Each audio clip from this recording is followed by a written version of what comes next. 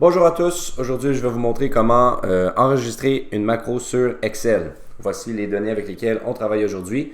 C'est les montants en dollars pour toutes mes dépenses en termes de construction pour une nouvelle maison. On peut voir dans la colonne des montants qu'il y a plusieurs erreurs dans mes données. Des fois, les lettres remplacent des chiffres. Des fois, il y a des barres obliques à la place des virgules. Il y a beaucoup d'affaires à traiter dans cette colonne-là qu'on va être capable de faire automatiquement avec une macro. Donc moi, je vais faire une macro qui traite les erreurs automatiquement dorénavant dans cette colonne-ci. Et la première étape, ça va être d'enregistrer le fichier sous forme de fichier qui tolère les macros, soit un classeur Excel qui prend en charge les macros ici.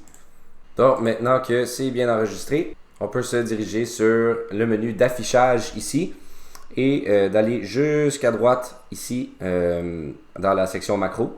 Donc on fait défiler le menu puis on vient enregistrer une macro ici. Puis une fois qu'on appuie sur le bouton, il va y avoir un menu qui va apparaître.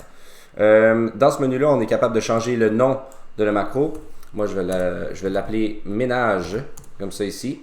On peut faire une touche de raccourci pour faire automatiquement la macro à partir de notre clavier. Donc moi, je vais utiliser CTRL plus B comme raccourci.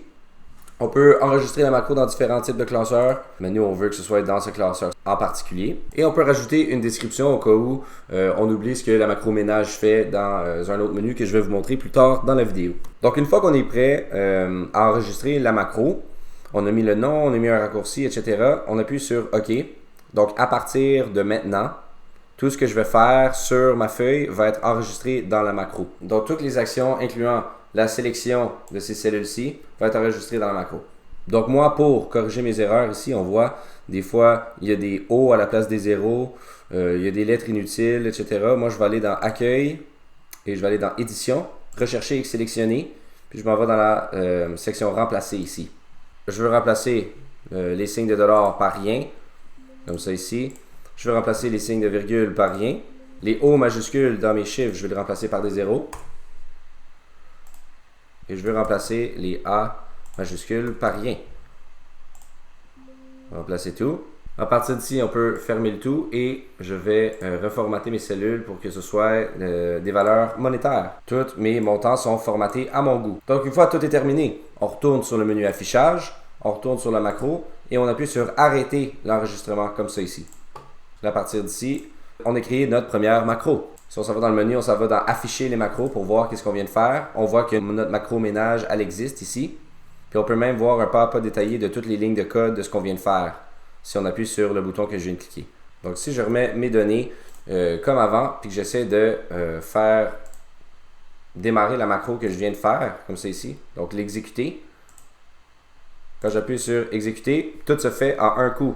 Voilà. Et on se rappelle que on avait utilisé une touche de raccourci pour être capable de exécuter la macro sans même devoir aller dans les menus en haut ici. Et c'était CTRL B.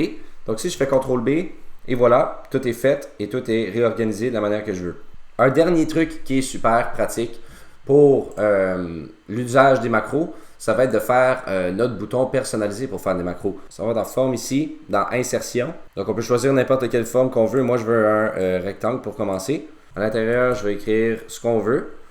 Je vais mettre abonnez-vous au CFO masqué. Comme ça ici. Donc, ça c'est notre forme qu'on vient juste de rentrer dans notre feuille. Mais si on fait un clic droit et on décide d'affecter une macro à l'intérieur de notre forme, on va être capable d'utiliser cette forme-là comme un bouton qui va exécuter la macro dès qu'on clique sur le bouton. Donc, une fois qu'on sélectionne la macro qu'on a faite, on appuie sur OK. Et là, à chaque fois qu'on va appuyer sur la forme ici, la macro va s'exécuter. Donc, vous voyez qu'avec des macros, il y a des possibilités illimitées pour faire des tâches automatiques répétitives. Donc, c'est tout pour aujourd'hui. Pour en savoir plus, dirigez-vous sur notre site internet. Le lien est dans la description. Merci et à la prochaine.